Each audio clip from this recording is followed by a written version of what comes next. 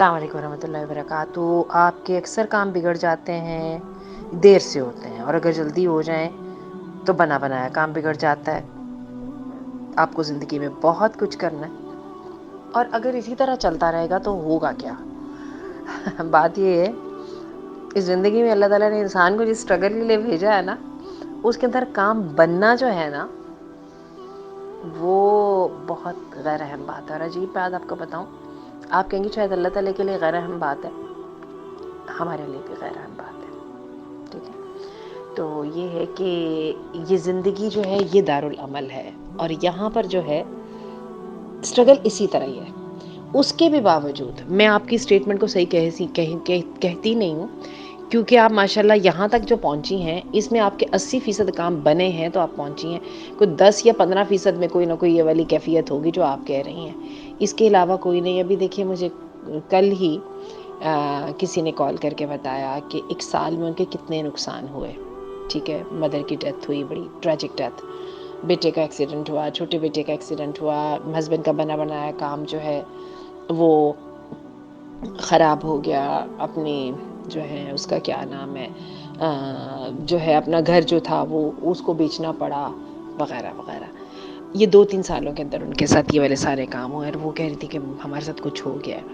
مگر جب میں نے ان سے پوچھا اور ان کو میں نے کیلکولیشنز پہ لگایا، تو آپ حیرت کریں گی کہ انہوں نے مجھے بتایا ان کی سعودی عرب میں جاب ہے. انہوں نے بتایا ان کے بچے عافیت کے ساتھ ہیں. انہوں نے بتایا کہ بہت کچھ ماشاءاللہ وہ خود آگے پڑھ رہی ہیں.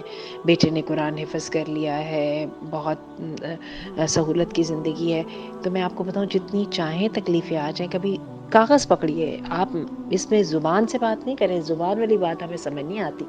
کاغذ پکڑیے اور آپ دیکھیے گا کہ بنے ہوئے کام جو ہے نا، کام بنتے زیادہ ہیں، بگڑتے کم ہیں. باقی وہ جو بگڑتے ہیں وہ پھر انسان کی جان کا وہ بنتے ہیں کہ بندے کو لگتا ہے ان کے بغیر زندگی نہیں ہے. اور یہی انسان کی آزمائش ہے. تو میرا یہی خیال ہے کہ thinking out of the box. اور آپ کو اس بات کا بھی پتہ ہے کہ success لائز a bit outside of your comfort zone. ٹھیک ہے، اور ہمارا دل یہ کرتا ہے ہر کام سیدھا سیدھا چلتا رہے نا. تو جب ہمیں اپنی پلاننگ چینج کرنی پڑتی ہے، ساری سیٹنگ جو ہے وہ اپ سیٹ ہوتی ہے، تو ہم پریشان ہو جاتے ہیں. تو اس کے علاوہ حقائق تو کچھ بھی نہیں ہے. باقی یہ ہے، استغفار کیجئے کام سنوارنے کے لیے. اتنا استغفار کیجئے کہ بس میں آپ کو بتاؤں، میرے ساتھ تو یہ بات ہے، مجھے تو جیسے اللہ نے اپنی رحمت سے ایک منتر ہاتھ میں دے دیا.